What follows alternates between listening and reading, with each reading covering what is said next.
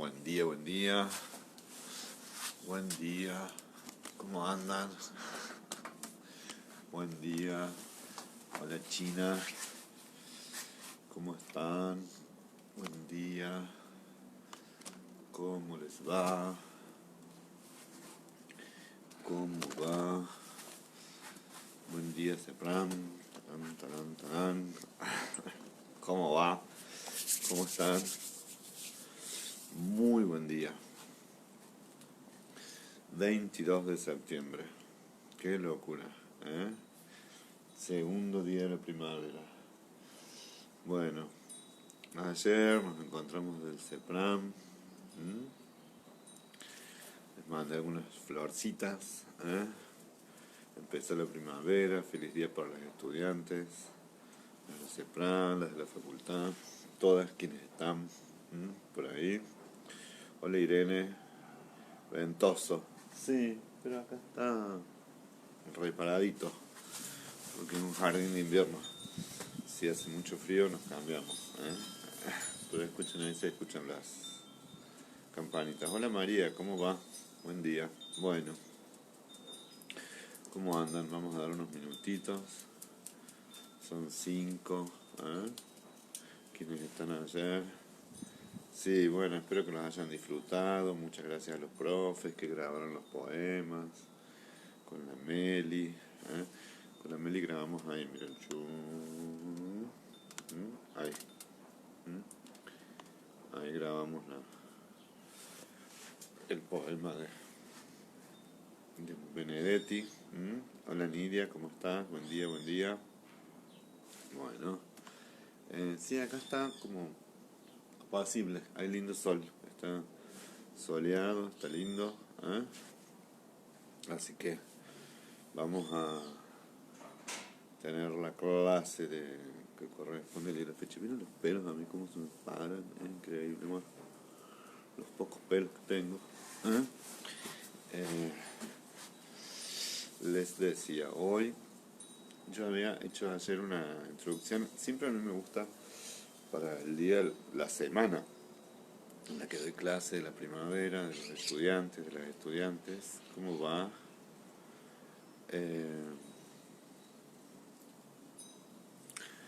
Siempre me gusta preparar un tema que tenga algo, ¿no? El año pasado fue gazpacho, ¿eh? Hoy hubiera sido, aunque estamos a tiempo, con los puentes de Madison, sobre el amor y la madurez. Pero lo que me pareció más pertinente en esta primavera, ¿no?, es hablar sobre los procesos creativos, ¿no?, que se dan en el psiquismo, que se dan en la vida y que también tienen que, obviamente, que ver con el cine.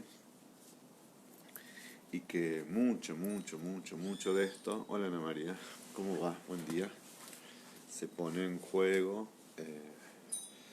básicamente en estos momentos de crisis, ¿no? No solo la cuestión de la creatividad, de lo que habitualmente vinculamos nosotros la creatividad, que es la creatividad en el arte.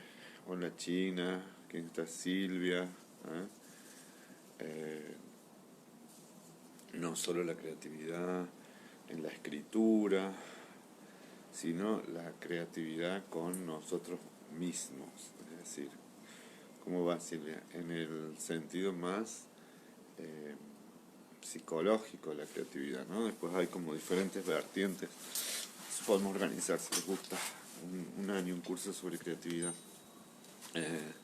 Hola Maite, buen día. Maite estaba anoche porque me atrasé con el buenas noches. Estaba viendo Batman y me colgué y me olvidé. Hola Auri dice, estaba viendo El Caballero de la Noche y me olvidé del buenas noches. No había puesto ninguna alarma. Así que bueno, perdón por la demora en el buenas noches. Hola Lili, ¿cómo andás? Cumpleañera, colega. Me colgué. Bueno, les decía que me pareció oportuno en esta primavera tomarnos esta semanita así de licencia de las clases, que es lo que yo suelo hacer, o sea, dar clases y a su vez festejarlo de alguna manera. Hola Marta, buen día. y me parecía que un tema era la creatividad. ¿Eh? Sí, perdón, no me encontraron porque me colgué hasta las 22:30, sí, me olvidé, se me pasó. Entonces les decía que eh, el tema de la creatividad acá está sujeto no al proceso artístico, si bien lo que estamos hablando también tiene que ver con lo que sucede psíquicamente. Hola Vivi querida, con el proceso artístico también tiene que ver. Sin embargo, estoy pensando, o estamos pensando más la creatividad en dirección a... hola Carmen, ¿cómo anda? A todo el grupete. No solo la creatividad en el sentido, les decía, de la producción, perspectiva y creatividad, ¿no? También hay otros estudios que tienen que ver con la creatividad y el talento muy especial de gente que ha sido famosa en el mundo, renombrada en el mundo por su talento, ¿no? Ahí la veía Eurídice Sosa, qué sé yo, desde Frida Kahlo o Alonso, alguien excepcional, sino la creatividad que se nos impone a nosotros, y cuando digo que se nos impone, lo digo a propósito, podría ser impone o invita, ¿no? Cuando digo impone es porque aparece con una fuerza arrolladora en dirección a la salud mental. ¿Qué quiere decir? La creatividad tiene un doble sentido, ¿no? O sea, podemos ponernos más creativos cuando estamos como más potentes y sanos mentalmente, pero a su vez, si se activa la salud mental, digamos, si se activa la creatividad, esto nos pone de cara a procesos más creativos, ¿no? Hola Celes, queridas, ¿cómo va? Buen día. Entonces les decía que para mí tenía mucha importancia abordar, o lo que había estado leyendo me gustó, de que viéramos, o sea, qué invitación o imposición, ¿no? Lo digo a propósito de las dos, la invitación a la creatividad como una salida, ¿no? Muy salutógena frente a estos momentos de crisis, pero también la creatividad como algo que se impone para salvarnos psíquicamente, ¿no? Entonces tiene esos dos componentes, como una posibilidad, como una propuesta, y también como una salida, ¿no? a las fuentes de estrés, ¿no? Y a las fuentes de ansiedad y también a las emociones más y a las características más depresivas, ¿no? Eso es lo que vamos a tratar de ver hoy, ¿no? Cuáles son esas condiciones. Quizás nos lleve hoy y la tarde de hoy, yo lo había pensado para esta semana. De todos modos, también es un tema que va a estar muy vinculado a la próxima película que vamos a ver, que es a Los Jinetes del Espacio. Bueno, entonces les decía, nosotros habíamos quedado ayer en que no tenemos que generalizar de manera arbitraria, ni tampoco hacerlo de manera naif, el imperativo que supone esta crisis, cuál sería su significado. No tenemos que suponer que para todos la pandemia es una fuente motivadora de angustia. Hola Teli, ¿cómo andas? Sí, podemos decir que para muchos es un gran obstáculo y es un gran desafío en lo psíquico, en lo relacional y también en lo económico y en lo social, ¿no? Pero dependiendo, y esto es lo que me gusta a mí para no generar subjetivo. Hola, ¿cómo va? No olvidarnos, ¿cómo andas María Rosa? Teli, no olvidarnos de las enormes diferencias que hay entre las personas, que siempre en la academia, en la ciencia, buscamos algún grado de generalización, ¿no? Es decir, bueno, esto es, bueno, sin lugar a dudas, no podemos negar que es un desafío enorme, y que es una crisis enorme, social, económica, ¿no? Financiera, del sistema de salud, ¿no? Pero cuando vamos ahondando en la subjetividad, lo que les decía algo, hola Marinés, ¿cómo andás? Buen día, es cómo nos va a impactar a cada uno. Entonces, ¿cómo se instala una crisis? O sea, no solo es por el acontecimiento externo, ¿cómo andas Dorita? Inés, ¿cómo anda? Sino que ese acontecimiento interno nos interesa ver cómo repercute en nuestro psiquismo, en nuestras relaciones y en nuestra vida cotidiana. Les decía, nuestros recursos económicos, nuestras posibilidades de hacer cosas, el sostenernos en un status quo, etc. Entonces decimos, bueno, por crisis se definía algo que rompía, que desintegraba el canon anterior, ¿no? El sentido de integridad, inclusive la identidad. Hola Beatriz, como lo que nosotros tenemos definido, y entonces eso desborda, ¿no? Como si cayera una piedra en un estanque, digamos, si la piedra es muy chiquitita en un estanque muy grande, eso no desborda, no hace crisis, ¿no? O sea, una piedra en un lago. Hola Irene, buen día, todas se van saludando, ¿cómo andas Titi? No produce esa ola expansiva tan grande, ¿no? Pero si esa misma piedra, una piedra de este tamaño, cae en un bowl o en una palangana y va a desbordar, ¿no? Entonces va a perder parte de ese líquido que tenía adentro, sea lo que sea, agua o algo más valioso para nosotros, alcohol, o una bebida, o detergente, lo que sea, va a derramar, ¿no?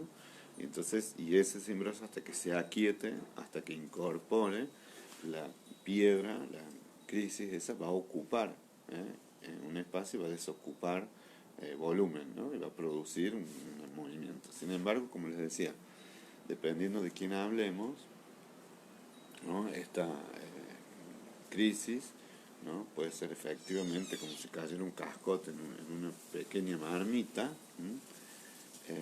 Buen día Mari, ¿cómo va? O bien para otros puede ser un pedregullo en un lago, ¿no? O en el medio del mar, donde no se note. Eso es medio raro, ¿no? ¿Por qué? Porque acá tenemos que decirlo que la dimensión de esta crisis es una dimensión mundial, es una pandemia, entonces ha afectado a estados, a empresas, a personas, o sea, no es tan pequeñita, ¿de acuerdo? Sí puede ser, y eso es importante, lo que les decía, cuál es la proximidad o la distancia que tenemos en relación a los acontecimientos que suceden, ¿no? Entonces, puede, bueno, en este periodo, en este año y en el anterior murió una tía, la última hermana de mi papá y el último hermano de mi mamá, entonces, bueno, la proximidad de mi mamá o de algunos de las personas cercanas a ese tío que falleció hace que su afectación sea mayor que la que puede tener un sobrino nieto o una sobrina nieto que ni lo conocía, no sé qué sé quién era, ¿no? Entonces ese acontecimiento también sucede. En esta crisis es medio difícil que estemos tan alejados, ¿no? Pero sí hay personas, ¿no? Que están más distantes, que no están tan en las ciudades, que su relacionamiento no tiene que ver tanto con los factores de riesgo. Angélica, con las cosas que están puestas en juego. Entonces también esa afectación va a ser menor, ¿no? Pero diríamos que tratándose de nosotros, de personas mayores, de personas que estamos en el ámbito educativo, de personas que estamos vinculadas al ámbito de la salud, que además, un segundo.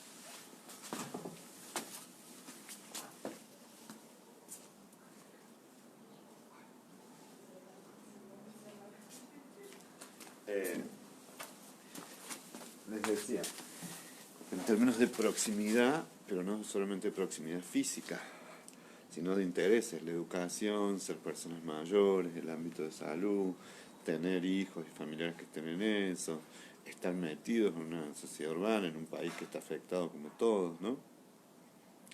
Hay países que tienen menos afectación, ¿no? Uruguay y otros. Entonces, obviamente, va a tener diferentes impactos, ¿de acuerdo? La primera indicador que, y acá les digo, que nos invita a que tengamos que ser creativos o reorganizar es lo que está diciendo Norma Beatriz Reano. Es muy fuerte todo lo que pasa y confuso. Bueno, la característica básica de una crisis en términos de componentes cognitivos, de comprender las cosas, de entender, es la confusión. La confusión es porque además la cuestión emocional hace que nosotros no pensemos tan claramente y nítidamente. Van a ver que en esta crisis son dos aspectos que a mí me gusta dar mucho, que es lo de sabiduría y lo de creatividad, ¿no? Si nosotros estamos muy invitados a decidir sabiamente. Previo, ¿no? Tenemos que identificar que la crisis sí o sí lleva consigo un estado de confusión en quien está en crisis, ¿no?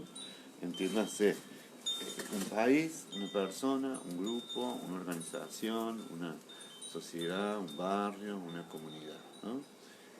Esa confusión es no saber qué hacer, ¿no?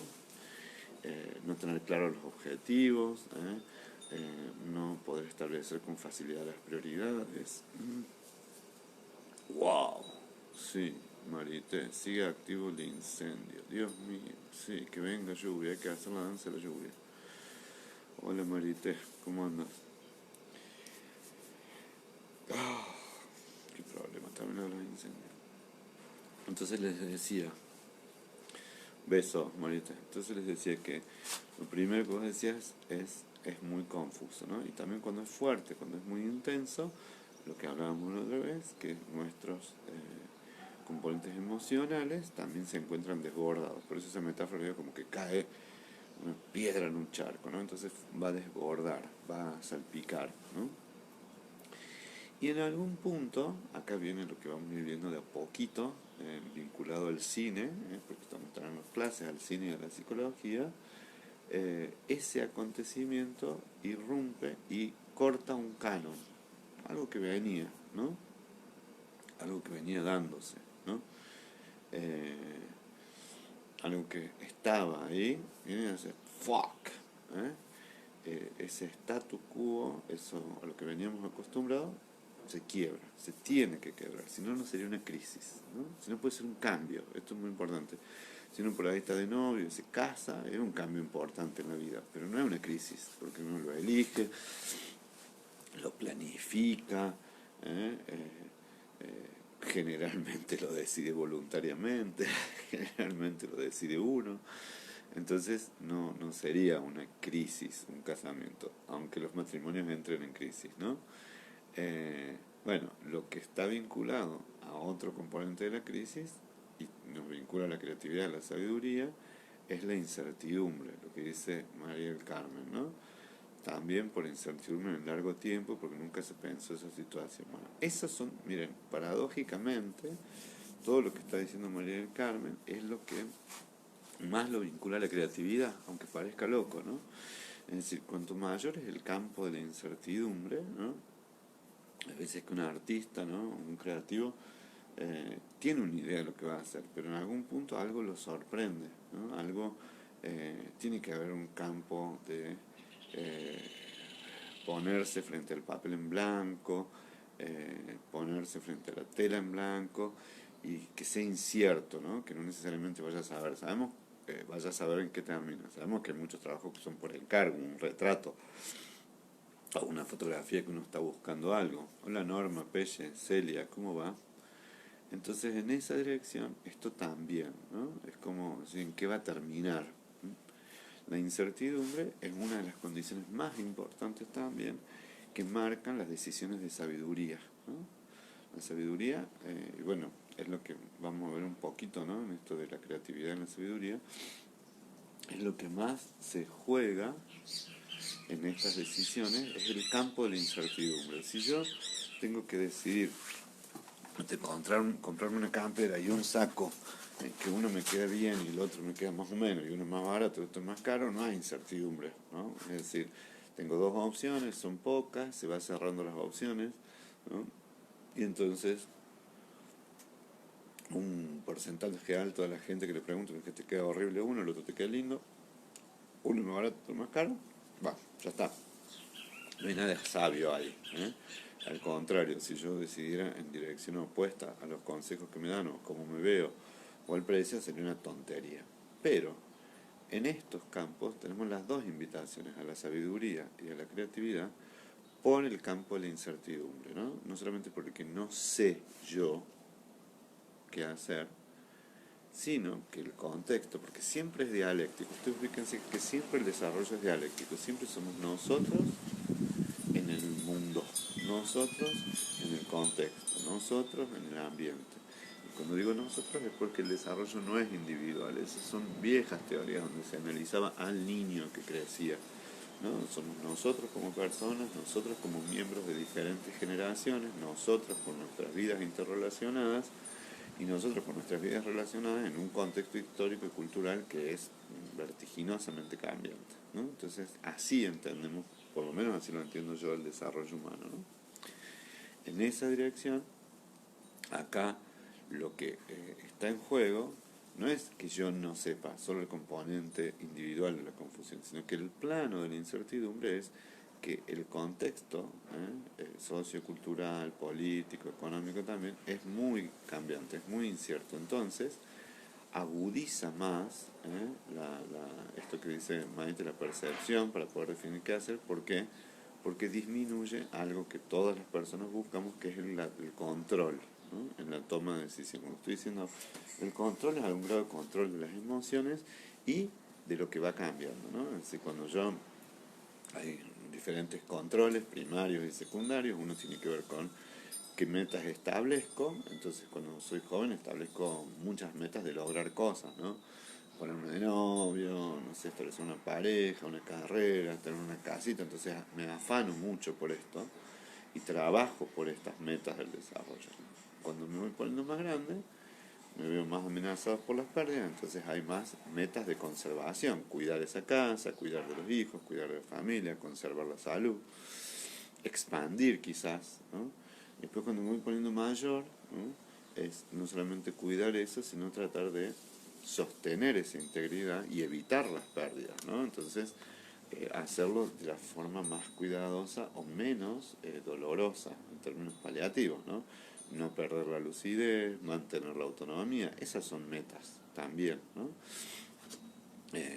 Conseguir decidir por mí mismo, cuidar un poco mi salud, pero bueno, hay un cambio entre las metas que yo establezco, ¿no? Y las gracias, Angélica, y las acciones que yo desarrollo, ¿no? Entonces, cuando soy joven trabajo más, estudio más, ¿no? Es decir, no digo que no lo haga en la adultez, pero más en dirección a esa meta.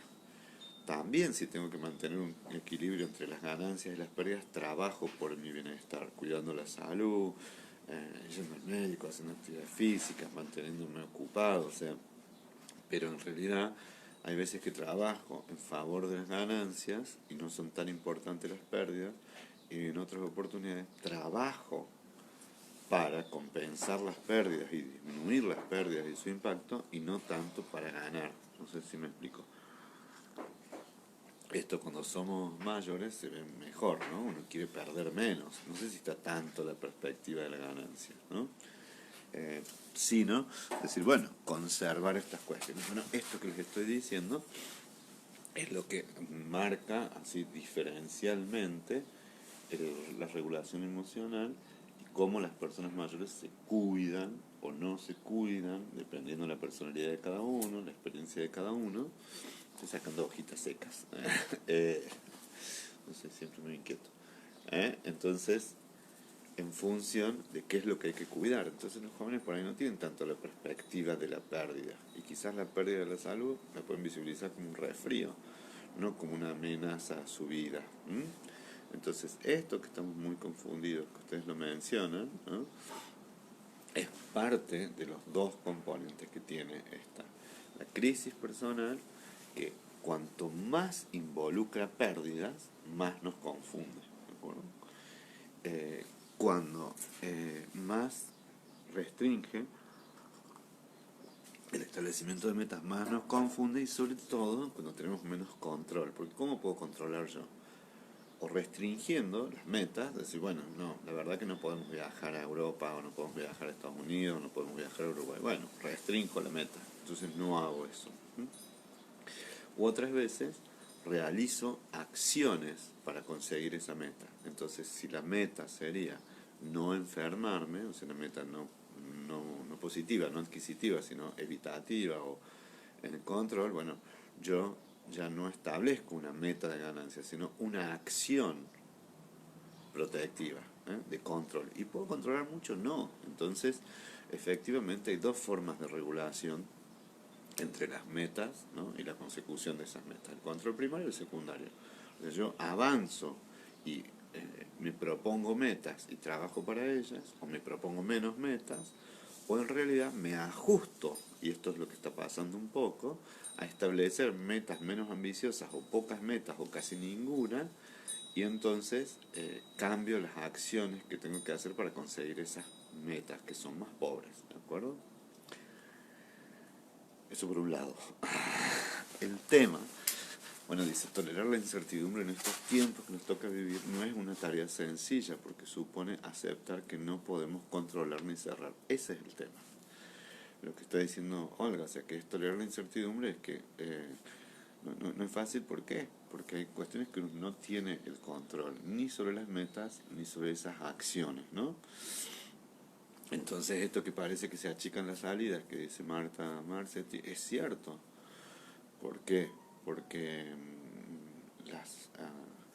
la dimensión que toma tiene, yo diría que, bueno, podemos charlar mucho tiempo, pero esto del virus, uno podría decir, hablar del virus, de la pandemia y de la cuarentena. Son tres cosas distintas, ¿no? La propagación del virus, son todas vinculadas, ¿no? La propagación del virus y la forma en que se comporta, ¿no?, a quienes ataca con predilección y en quienes su ataque es más feroz, más descarnado que en la gente grande, el nivel de contagio, ¿no?, la rapidez del nivel de contagio, ¿no?, que eso tiene que ver con la pandemia, lo global que es, y las cuarentenas o las medidas de distanciamiento social o aislamiento obligatorio, que son las medidas sanitarias que se van tomando. Son tres cosas distintas, ¿no? El comportamiento del virus y el virus con sus huéspedes posibles, ¿no?, personas mayores, personas jóvenes, la rapidez de propagación, lo global de la pandemia y, como les decía, las medidas sanitarias. Entonces, estamos en una situación fea. ¿Por qué? Porque, dice, se nos acortan las posibilidades de las opciones. Y sí, porque uno ha guardado, ha sido muy cuidadoso, por lo cual las estrategias de control también nos cansan, ¿no? Fíjense que son imposiciones de no metas, ¿no? No salir, no contagiarse, o sea, es evitar pérdidas, ¿no? Que también cansan, por supuesto, ¿no? Implican enormes renunciamientos, ya vamos a ver por qué, en esto de lo que es la selectividad socioemocional. Encima se nos impone, en el sentido más literal de la palabra, que las medidas de aislamiento, todo esto son socioemocionales, o sea, es retirarnos inclusive de las personas más queridas, que son las que producen mayor bienestar psicológico, ¿no? Hay también una autora que es Laura Carstensen, en la cual, y es muy importante, o sea, que dice que cuando somos más grandes tenemos mejor selectividad socioemocional, o sea, seleccionamos mejor las relaciones sociales, la intensidad de esos vínculos, la frecuencia, en función de lo que nos produce más bienestar psicológico, ¿no? De lo que nos hace más felices, de lo que nos disminuye el estrés y de lo que nos da mayor intimidad y más placer, ¿no? Bueno, justamente esa selectividad que nos ayuda a sobrellevar la vida estaba impuesto acá está impuesto, ¿no? No lo digo impuesto por fuera, sino que digo las condiciones hacen que también las personas más amadas, las personas más queridas, tengan una restricción. Todos han ido como de alguna forma acortando esa restricción, por ahí encontrándose con los hijos, encontrándose con personas más cercanas, pero también en esas condiciones, hijos y personas queridas saben, ¿no? Y vienen todos estos mecanismos en los cuales uno se va defendiendo también de las crisis, hasta cuestiones fóbicas, muy temerosas, si mamá no salgas, mamá no esto, papá no esto, te llevo la comida, que al principio es muy protectivo y después es un aislamiento difícil de sostener, ¿no? Porque tampoco ningún hijo, ninguna hija que vaya a verlos tiene la garantía de que no pueda llevar un contagio. Y un enfermero o un cuidador domiciliario o una fonoaudióloga o alguien que lo acompaña tampoco tiene la garantía, ¿no? Entonces son situaciones muy difíciles de sobrellevar, y son situaciones muy difíciles de sobrellevar para todas las generaciones en diferentes dimensiones de sus vidas, ¿no? Voy a leer. Bueno, vamos bien, porque todavía no entramos a lo de la creatividad. Es increíble. En lo emocional, dice, a nuestra edad, el tiempo tiene otro valor. Bueno, esto es lo que habla Laura Carstensen. Estoy leyendo una María del Carmen Seba, ¿no? El tiempo, ¿no? Gran parte de lo que plantea Laura Carstensen es que nuestras motivaciones en la búsqueda de relaciones sociales cambian con la edad, pero no con la edad per se, sino con la percepción y la proximidad de la finitud, ¿no? Cuando se le da, se hacían experimentos muy creativos, ¿no? Y se les pedía a los jóvenes que decidieran qué hacer a lo largo del tiempo, entonces ponían metas muy a largo plazo, conquistar títulos, carreras, éxitos, etcétera, pero si se les decía que tenían 2 meses o 3 meses de vida, ellos escogían ir a ver a sus familiares al pueblo, estar juntos, que eran las cosas que elegían las personas mayores, priorizar el afecto más que el logro, priorizar lo emocional más que la información, ¿no? En los motores o en las búsquedas de relaciones sociales. Entonces, efectivamente, lo que dice Carmen con mucha sabiduría, dice, en lo emocional a nuestra edad el tiempo tiene otro valor y no poder tener los contactos familiares virtuales nos provoca eh, también ansiedad y un hueco difícil de llenar. Y bueno, es que eso es lo que sucede.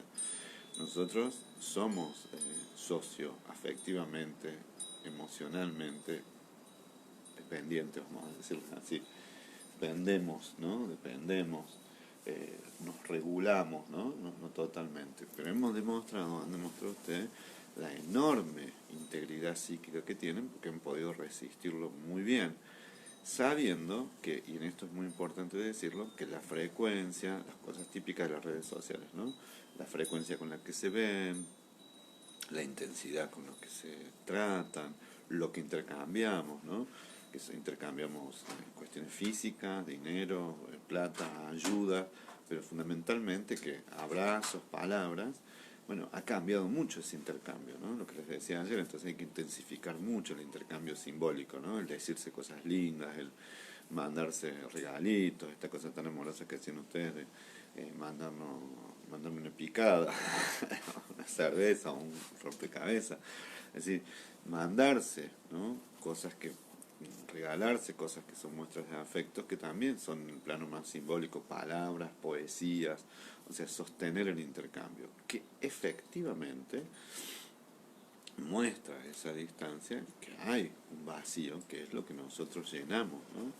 Es decir, esto que decían los griegos, que era el amor, decía poros y penia, o sea, un hueco, un cuenco y lo que lo llenaba, ¿no? Entonces, ahí emerge lo que falta, ¿no? Lo que no está. Eso es lo que nos mueve también para el afecto, lo que nos mueve juntarnos los domingos, lo que nos mueve encontrarnos en un café. Es decir, que tengo ganas de ver al otro, que se instala el deseo de ver al otro porque percibo esa falta, ¿no? Entonces, es muy importante esto, pero también quiero decirles que esta vida afectiva y emocional no es solo el intercambio físico, el beso, el cara a cara, que es importantísimo y que realmente restituye la paz anímica, ¿no? Abrazarse, darse un beso, hacer el amor, estar en un momento de intimidad, sosiega, ¿no? Un abrazo de alguien muy querido, un beso, ¿no? Es decir, como que vuelve a estas experiencias tempranas de satisfacción, de placer original, estas que les decía al inicio del apego, en donde cambia el ritmo cardíaco, la respiración, nos relaja, ¿no? Entonces es muy necesario. Pero nosotros sabemos que los vínculos tienen mucho de representación, ¿no? Simbólico, de recuerdos, que sabemos que el otro está, que la otra está. Y entonces todas estas mediaciones, ¿no? Los celulares, el internet, el Instagram, qué sé yo, no son la presencia, no se igualan, pero mediatizan, ¿no?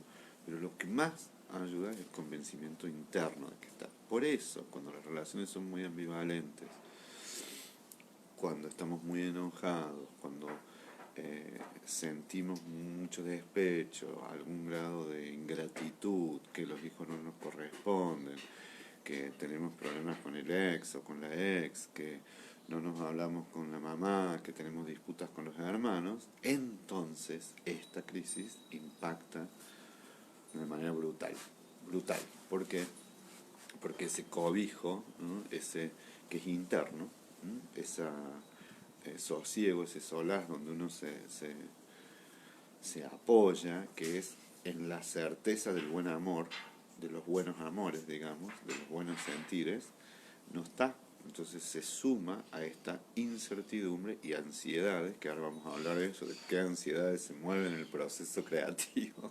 Yo no sé si ustedes están contentos con esto o no, eran mis charlitas de la primavera. Que de todos modos, para mí está bueno que en algún momento nos detengamos a hablar de lo que nos está pasando. Me parecía que el mejor pretexto era esto que está sucediendo, que vamos a brotar como en la primavera, estamos vivos, hay savia, hay raíz, hay poca agua, lo único. Es tal cual como está el clima, hay poca agua. En Córdoba hay poca agua, entonces sentimos que los nutrientes no están, ¿no? Entonces, si ustedes me permiten, yo voy a seguir con esto hoy, mañana, ¿no? Para que abordemos un tema que para mí es muy lindo, ¿no? Entonces les decía que si esta crisis impacta sobre vínculos muy ambivalentes, sobre relaciones que están muy cargadas, por ejemplo, de cuestiones persecutorias, que me quiere, que no me quiere, que no me llama, por esto no me dice, que entonces no ha venido porque estuvo con el otro, entonces muchos celos entre los hermanos, entre las cuñadas, las parejas, los hermanos, las hermanas, ¿no?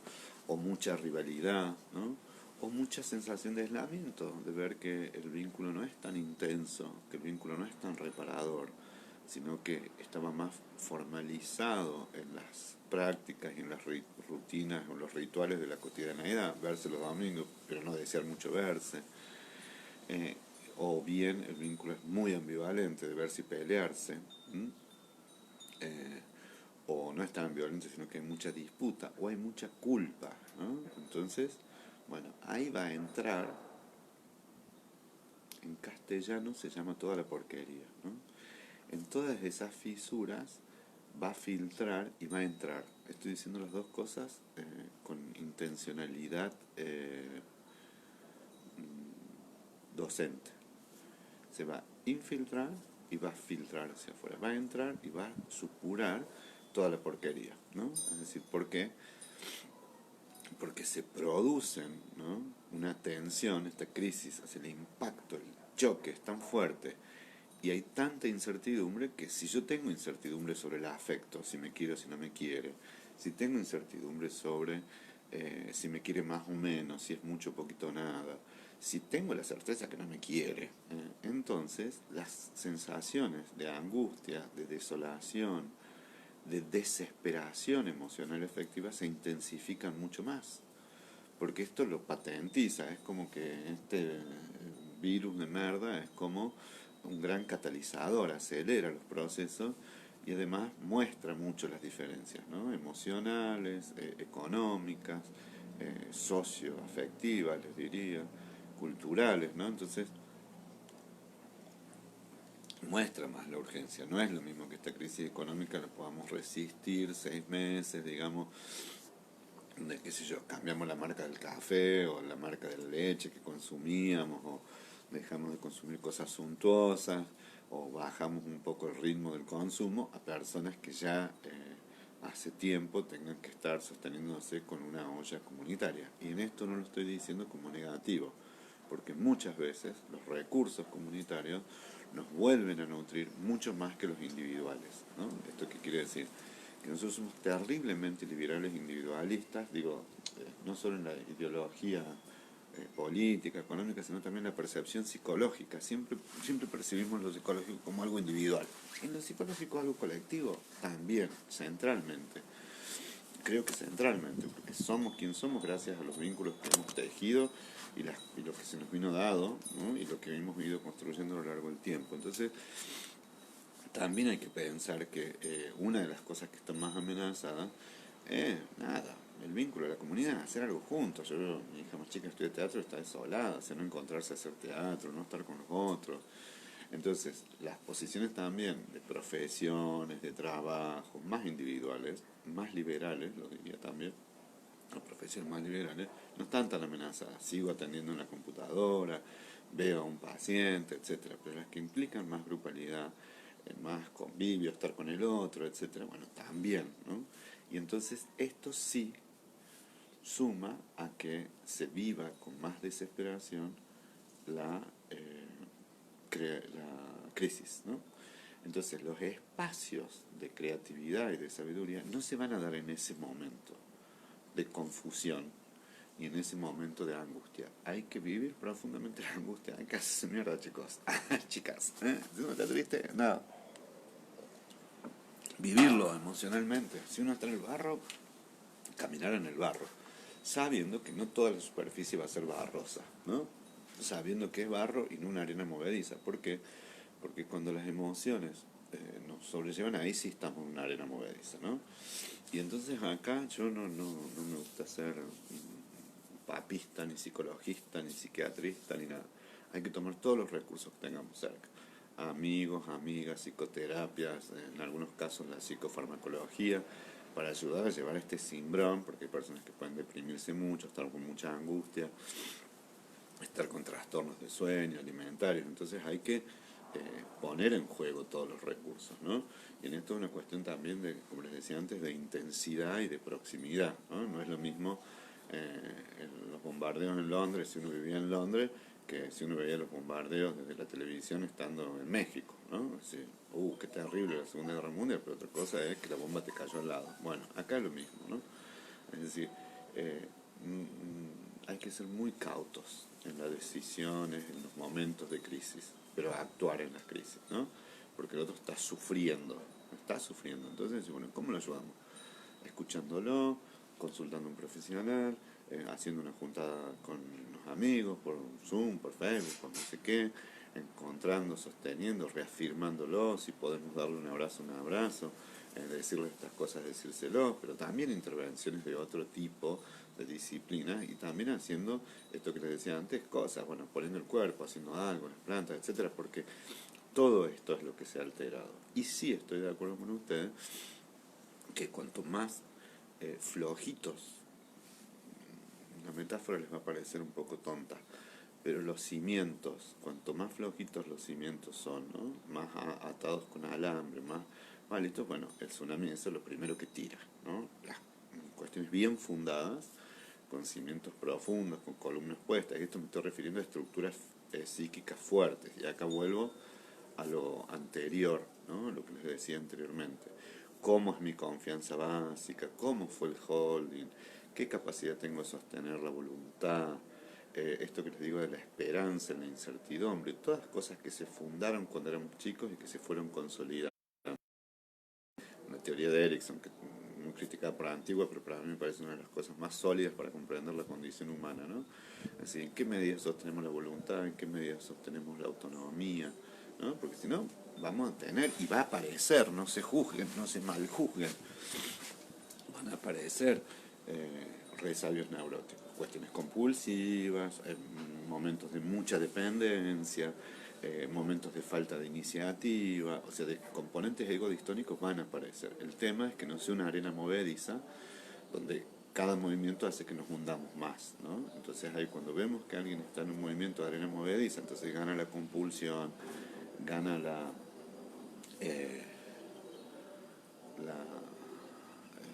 dependencia, gana la confusión de la identidad, ya no sé quién soy, eso les pasa a los chicos, no sé quién soy ahora, y obvio, si se te corrieron todos los ejes, no vas a la facultad, no te encuentras con los amigos, bueno, estás no sabiendo quién sos, entonces esa confusión es mayor, es muy difícil que esa confusión le dé a una persona mayor como usted, pero un joven le va a dar, entonces la persona como usted, bueno, y el temor, ¿no? Esta cosa de decir, cualquier movimiento o cambio implica ansiedad. Ansiedades, esto es muy viejo, Melanie Klein, persecutorias, o sea, todo lo que se nos va a venir si perdemos este status quo, y también cosas depresivas, porque eso que perdimos nos da tristeza. Bueno, imagínense si ese cambio es impuesto, si esto implica una imposición de la época, del clima o de la cultura, ¿no? Voy a hacer una pausa para seguir leyendo. Norma Beatriz Reano, mata las complicaciones del día a día, lo cotidiano. Sí, también. La ansiedad ante lo desconocido, no sabemos cómo va a seguir esta pandemia. Bueno, es lo que les digo. Es decir, todo cambio supone un nivel alto de ansiedad. Todo cambia, ¿no?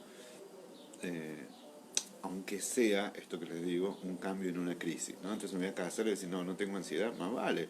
Lo que pasa es que la tenés puesta en el vestido, en el menú, y por ahí se arman peloteras por tonteras, que la música, que esto, el otro. Entonces cuando ya entraste en la fiesta, ya te casas, te baja la ansiedad. Y la gente se pone a bailar, ¿no? Pero también puede ser como esa de relatos salvajes que se arma una bataola siniestra en el casamiento. Qué buena película ese relato salvaje. Entonces, aún en los cambios muy positivos hay ansiedad. Entrar en la facultad, desarrollar algo nuevo, la cantidad de ansiedad que hay en los pibes. Entonces, los malos profesores se enojan con los primeros y son tontos, preguntan 10 veces lo mismo. No, no son tontos, están ansiosos, tienen inquietudes, no escuchan, no hablan todos a la vez, es un bullicio, esa es la expresión de la ansiedad. Y que puede ser un gran motor, la ansiedad, un motor potentísimo para crear, pero también puede ser un motor que tanto nivel de ansiedad se transforma en temor, el temor en pánico, entonces me inmoviliza, o bien, en términos de ansiedad, hago y no consigo la serenidad, como se ha pasado en el mar, en Ecuador, que me llevaba una corriente, entonces uno mueve como ahogado. Bueno, uno se garantiza que todo ese movimiento inútil se hunda, porque el cuerpo se cansa, uno traga agua y lo que hay que conseguir es la serenidad, hacer la plancha, ¿no? Entonces, bueno, vamos a ver a dónde me lleva la marea, ¿no? Para llegar a tierra. Bueno, muchas veces hay que hacer eso, bajar la ansiedad y decir, ¿hay respuesta? No. ¿Y cómo hacer? Y manejemos la incertidumbre. ¿Cómo? Nada. Acá viene mi referente número uno, que es Dory. ¿Eh? Ya un día tenemos que dedicarnos a ver dibujitos animados. Sí, sí, yo tengo ganas. Con ustedes, si ustedes se prenden, un día vemos unos dibujitos animados. Uno aprende tanto. Dory es la gran coprotagonista de Buscando Nemo, ¿no? Que es una pescadita que tiene, una pececita que tiene eh, problemas de memoria a corto plazo y lo acompaña en la búsqueda de un padre muy temeroso a quien perdió su hijo. Miren el tema, ¿no? La pérdida de un hijo. Hay un chiste que dice que si a Nemo lo hubiera perdido la madre, la película duraba 5 minutos. En cambio el padre pasa horas hasta que lo encuentra. Y es interesante porque es un pececito que tiene una discapacidad, que tiene una alita rota, un padre desesperado y que su acompañante es muy bonita, porque su acompañante tiene mala memoria a corto plazo. Entonces, eso le impide vivir el temor y la ansiedad, porque gran parte del temor y la ansiedad es por nuestras experiencias anteriores, ¿no? O sea, el psiquismo, y no solamente el psiquismo, sino el sistema nervioso, frente a las señales de alarma nos da un montón de reacciones del sistema límbico para decir paremos, ¿no? Así, ¡tuc! Y uno se congela el corazón, esto y lo otro, porque puede haber un peligro. Y eso es muy protectivo, esto de que el miedo no es sonso, muy adaptativo. Pero gran parte de los procesos de miedo y de ansiedad son por experiencias anteriores, en donde yo respondo con engramas anteriores. Bueno, Dory no tiene, tiene la fortuna, paradójicamente, no acordarse de nada, ¿no? Y entonces, cada tanto le preguntan, ¿y si la vida te castiga o si la vida te confunde o algo así? ¿Y qué hacemos? ¿Y qué haremos? Y ella dice, nadaremos en el mar. O sea, nada haremos y nada haremos, ¿no? Ah, está muy lacaniana la frase. Eh, de hacer nada y nadar, ¿no? Y hay veces que cuando el campo es tan incierto, hay que hacer nada y flotar y nadar, que es lo más difícil. Y acá me dirijo a muchas de ustedes, a quienes tienen o tenemos algunas estrategias de afrontamiento o defensas, llámenle como quieran, defensas más obsesivas, respuestas más maníacas o estrategias de afrontamiento de más acción. Fíjense, se lo he dicho a través de 3 marcos teóricos, pero que es esto de hacer y que no toleran el no hacer porque si no se deprimen, ¿no? Porque si no se bajonean.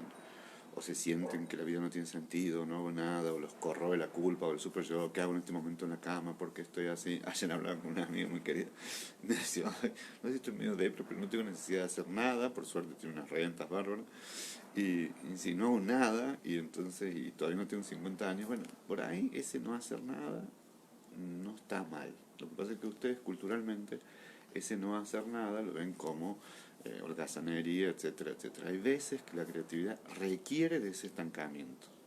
El tema es que no sea siempre, pero requiere de ese estancamiento. Y nosotros en general tenemos estándares muy exigentes, ¿no? Cuando pasan, qué sé yo conozco gente que pasa 3 días que no hace nada, 3 días, o un día y medio, o que los hijos se levantan un día a la 1, a las 2 y empiezan, ay, no están haciendo nada, no hacen nada, no hacen nada. Cortala, déjalo que no haga nada.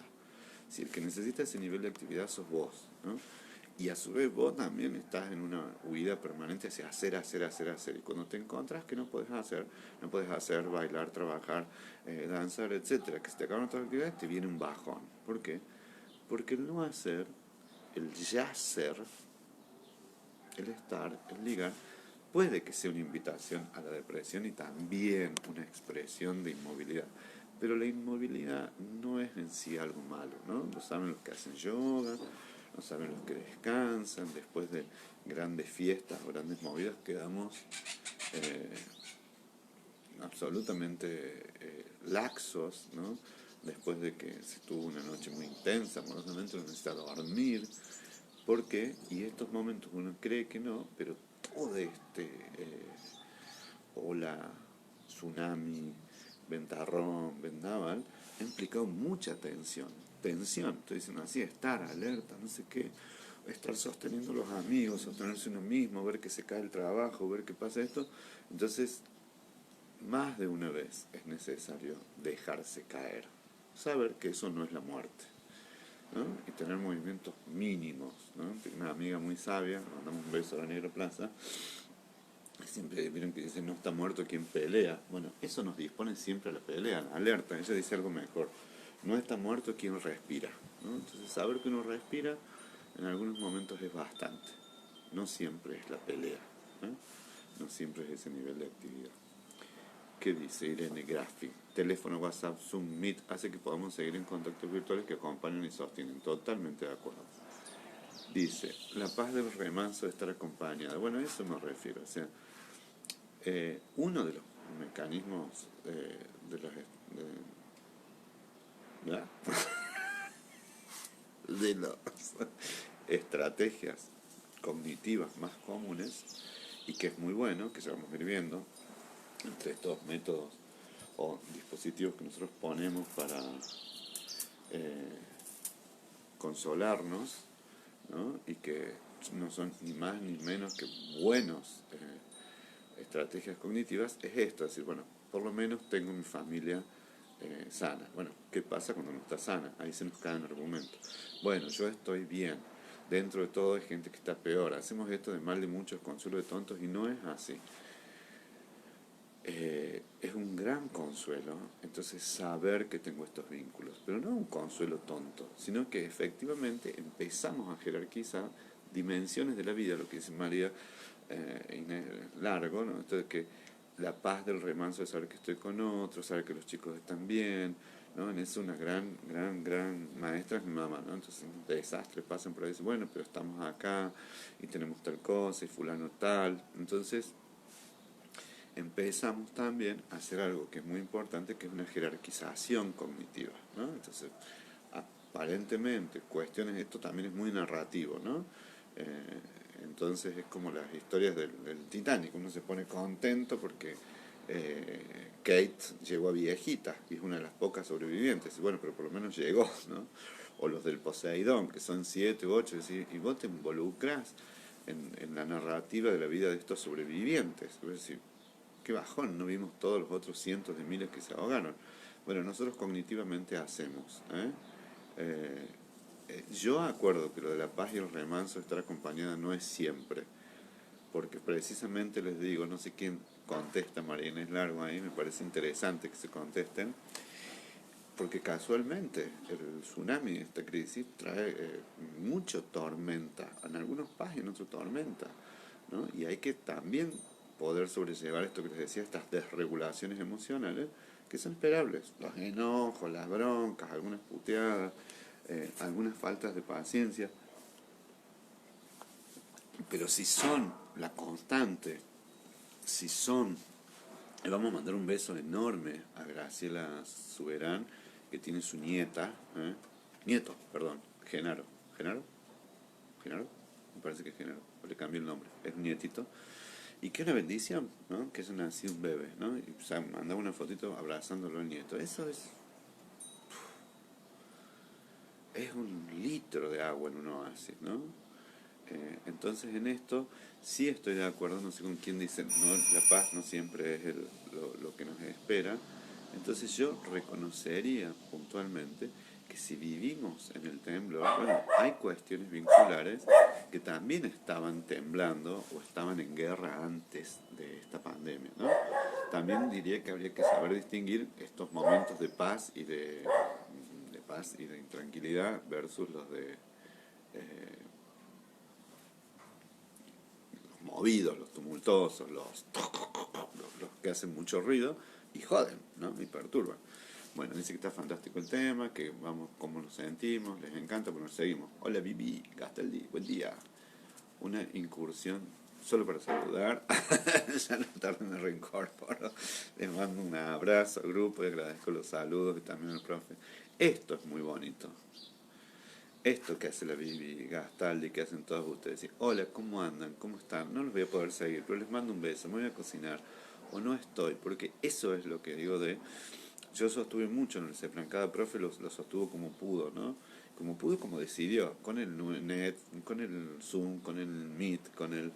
Eh, videitos en WhatsApp, o bueno, cada uno de acuerdo a sus posibilidades y a su mejor criterio. Y otros no lo pudieron sostener, o no pudieron, no quisieron, hay actividades dificilísimas, imagínense un coro. Bueno, pero sí esto de generar algo de que nos esperemos, les decía, ¿no? Es decir, en términos de tanta incertidumbre, tener la incertidumbre de que alguien me espera. Eso es lo básico. Es como el holding, ¿no? Es decir, la esperanza se sienta en que la mamá le da la teta o le da la mamadera, demanda, o el papá o quien sea, pero alguien lo espera cuando tiene hambre, alguien lo espera cuando está desasolado. Y como uno no puede estar 24 por 24 horas a la espera y sosteniendo a los otros, entonces uno genera instancias de encuentro siempre regulares. Por eso yo me quería morir, ¿cómo me olvidé? Bueno, hay veces que pasa que uno se olvida la mamadera y los chicos gritan, pero no es porque seamos chicos, sino porque en parte del vínculo amoroso me manda un mensajito a la mañana, nos mandamos un mensajito a la noche, nos deseamos buen día, ¿no? Entonces acá es igual, ¿no? Nos deseamos buenas noches, que descansen, ¿no? Como el cuento de la noche. Nos vemos los lunes a la mañana, ¿no? Y nos vemos, ¿no? Porque ya espero, y eso baja el nivel de incertidumbre. Bueno, por lo menos me junto. Así que bueno, un besito, Vivi. Seguir con el tema, querido profe, ¿nos das aliento para seguir? Bueno, dale, metámosle. Ni les cuento lo que es vivir encerrado con un hijo especial, con trastornos de ansiedad generalizada. Sí, es dificilísimo, Maite. En estos momentos en que no hay terapia, no hay terapia ni hay centros de rehabilitación, que hay que reinventar. Sí, más que reinventarse hay que tener una paciencia santo, Maite, porque tener un chico con una discapacidad que tenga un trastorno de ansiedad es muy difícil. Lo importante es saber sostenerse y ahí suegra la autoestima. Sí, la autoestima de la suegra es muy importante. Y el humor, sí, me imagino que sobra la autoestima. Juega la autoestima. Pero me gustó esto de suegra la autoestima. Hola Pupi, querida. Un beso, gracias. Sos muy claro, ayudas mucho. Sí, ayudas mucho, me encanta porque ustedes escriben como yo escribo como el traste en el teléfono. Nidia dice, estas últimas son mis metas. Tengo la esperanza de que esto terminará en algún momento. Bien. Me permite seguir el amor de los que amo. Bien. El afecto de los amigos. Copado. Y espacios como este que me llenan y enriquecen. Creo que por ahí me pongo pesada, pero ayuda a superar la incertidumbre. Mira, ni idea, lo que decía ayer, el aumento del peso y que uno se ponga pesado es parte de esto. O sea, acá hay que relajar los límites. Hay que relajar los límites. O sea, es como los andariveles. Bueno, hay que hacerlos más flexibles, porque si es muy rígido, todo explota, todo golpea las paredes, ¿no? Entonces, hay que relajar los límites en la tolerancia, hay que relajar los límites también en los umbrales, ¿no? Entonces, no ser tan estricto ni centrarse tanto en un ideal del convivir, ¿no? Así que bueno, está un poco pesada, te vamos a hacer el aguante. Ayudar a superar la incertidumbre y replantearme la vida. Solo a veces me ataca el temor a la enfermedad sin despedidas. Eso es muy doloroso, ¿no? O cuando venís de la luna de miel. Creo que por ahí pesado. Bien. Nidia, cierto que es el cumpleaños. Ay, mira, otra gloriosa, la Bibi, que nos hace acordar. Bueno, miren, que los cumpla. Yo canto pésimo. Miren, si hay algo que ustedes se han salvado, es que yo cante. Pero no se van a salvar. Que los cumpla feliz, que los cumpla feliz, que lo cumpla, querida Nidia, que lo cumpla feliz. Feliz cumple, Nidia. Después mandaron unas fotos en WhatsApp a ver cómo fue. La capacidad de presentar esta situación varía mucho de una persona a otra. Sí. Uy, cuántos mensajes. Sí, gracias Vivi. Los chicos me mandaron un desayuno sorpresa. ¡Wow! Estoy llena de cariño. Se ve que niego bastante la realidad. No, eso no es negación de la realidad. Al contrario, te mandan un desayuno sorpresa. Es que te quieren y que te quieren sorprender. ¿Qué negación de la realidad? Ninguna. O sea, si desayuno sorpresa te lo comes todo y estás un poquito más gorda, bueno, no importa. La realidad dice que estás engordando, ¿qué te importa? Después dice, Las trillizas de Belleville es un dibujo genial. Sí, es un peliculón. Inés, cuando la incertidumbre me embarga, yo tengo la práctica de poner el problema en un cajón estanco. Mira, de aislar, está bueno eso. En mi cerebro digo, lo voy a pensar después, otro día cuando me haya centrado. Bueno, es una gran estrategia de afrontamiento, una gran estrategia de afrontamiento. Dice, vivir también recordando momentos hermosos. Eso, los buenos recuerdos también. Ya vamos ahora sobre las estrategias de afrontamiento que son la creatividad. Zafaste con los besos, feliz cumple. Nidia dice, se ve que yo floto y floto, pero ¿cómo? ¿Y cómo? Es que me voy a vestir cuando salga. No hay esa que dice que el Google Maps me va a confundir con una rotonda, ¿viste? Algunas cosas de esas. Sí. Y sí, puede ser. Sí, sí. Es una de las estrategias de afrontamiento pasivas más comunes, aumentar el peso. Hay que cuidarse, obviamente, y tratar de hacer algo. Yo estoy igual, estoy mirando con cariño las túnicas. Se nos encogió la ropa. Ahora ya es un grupo de autoayuda de gordos. Lo de la paz en el remando no siempre. Sí, no siempre es lo que había dicho, ¿no? Bueno, Cora, la profe PNL, nos enseñó muchas técnicas para controlar la ansiedad. Las pongo en práctica. Bueno, después compartilas. Sí, una de las cosas básicas para controlar la ansiedad es relajarse. Parece una tontera lo que estoy diciendo, una perogrullada, ¿no?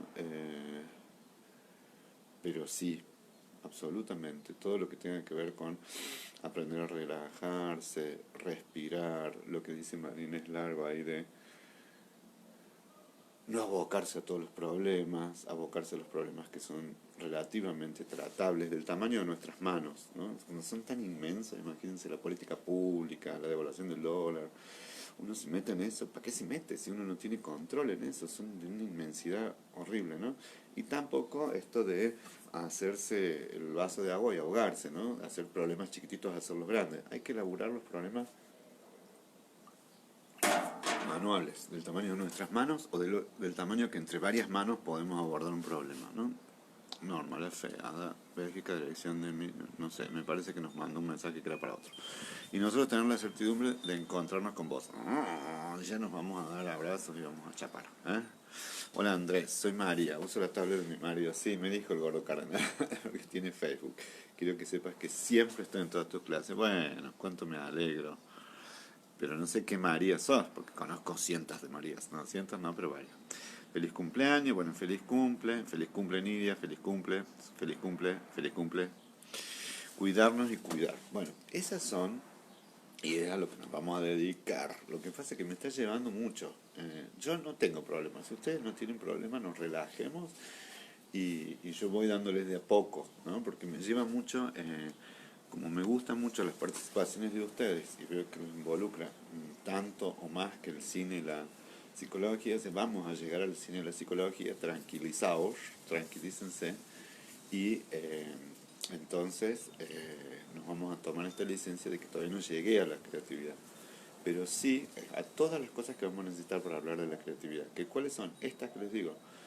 En algún punto lo que dice Irene es que si de nosotros salen acciones que tienen que ver con cuidar y cuidarnos a los otros, están saliendo las más complejas y las más sanas, ¿no? Que sería amar, decidir sabiamente, crear, cuidar. Fíjense que parecidas que son criar, cuidar y cuidar, criar, crear y cuidar, perdón. ¿Eh?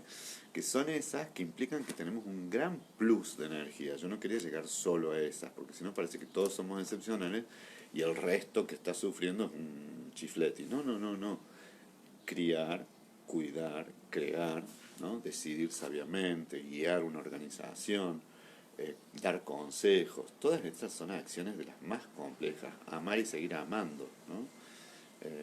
Todas son para cuando tenemos esos pluses, no sé cómo se dirá en plural, los plus de claridad, ¿no? Y de afecto. Entonces sabemos, encontramos la palabra justa, nos dedicamos a cuidar las plantas, no se nos abandona a todos, entendiendo también, y eso no seamos tan exigentes, que hay periodos, periodos en que descuidaré a los otros un poco, lo que les leía ayer del negligente, ¿no? Que era tan bueno, pero en algún momento se durmió y se abrieron las puertas del paraíso y se perdió entrar al paraíso. Bueno, porque tampoco hay que ser tan exigente. Algunas veces se nos secarán las plantas, no las regaremos, algunas veces no haremos comer, estaremos tristes, otras veces no seremos tan cuidadosos ni seremos tan sabios, decidiremos un poco enojados.